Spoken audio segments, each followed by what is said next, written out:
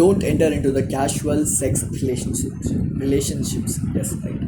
So நீங்கள் எப்போவுமே ஒரு ஒரு ஏர்ஜஸோடு இருக்கீங்க. லெட்ஸே இன்றைக்கி ரிலேஷன்ஷிப் எனக்குன்னு ஒரு பார்ட்னர் இருந்தாலும், எனக்குன்னு ஒரு பாய் ஃப்ரெண்ட் இருந்தாலும், கேர்ள் ஃப்ரெண்ட் இருந்தாலும், பட் எனக்கு இன்னொரு பொண்ணை பார்த்தா ஒரு செக்ஷுவல் தாட் இருக்குது. ஸோ அதுக்காக நான் அவள் கூட போய் இன்டிமேட்டாக இருக்கேன், என்னோடய பார்ட்னருக்கு தெரியாமல் இருக்கீங்கன்னா, it will ruin your relationship எல்லாம். As a Christian man you won't need to do it. Because நம்மளோட 10 கட்டளைகள் அப்படிங்கிற ஒரு விஷயம் இருக்குது. 10 கட்டளைகளில் வர ஒரு மெயினான விஷயம் சாவான பாவம், அதாவது பிற தாரத்தை விரும்பாதிருப்பாயாக அப்படிங்கிறது. அடுத்தவங்களோட லைஃப், அதாவது நீங்கள் ஒருத்தவங்க ஓகே அவங்க அழகாக இருக்காங்க ரசிக்கிறேங்கிறது வேறு, பட் உங்களை ரொம்ப அவங்க மேலே அப்சஸ்ட் ஆகிட்டு அவங்கள அவங்க கூட இன்டிமேட்டாக இருக்கணுங்கிறதுக்காகவே அவங்க கூட பேசுகிறது பழகிறது ஒரு தப்பான ஒரு விஷயம் தான் இது. உங்களோட ரிலேஷன்ஷிப், மேபி நீங்கள் ரிலேஷன்ஷிப்பில் இருக்கீங்கன்னா அதை பயங்கரமாக அஃபெக்ட் பண்ணும்.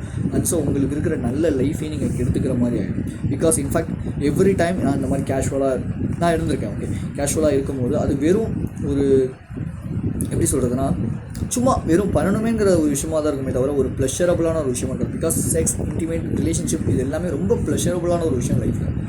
அது ஒரு பியூரஸ்ட் ஃபார்ம் ஆஃப் லவ் தான் செக்ஸ் அப்படின்னு சொல்லுவாங்க. பட் அதை நம்ம சும்மா கேஷுவலாக பண்ணும்போது, இல்லை ஒரு சும்மா டீஜென்ரேட்டான விஷயங்களுக்கு ஒரு பார்ட்டி போகிறோம் பிடிக்கிறேன் அதனால் நான் அந்த டைமில் இருக்கிற யார் கூட பண்ணுறேன், இந்த மாதிரி பண்ணும்போது it would give you a value.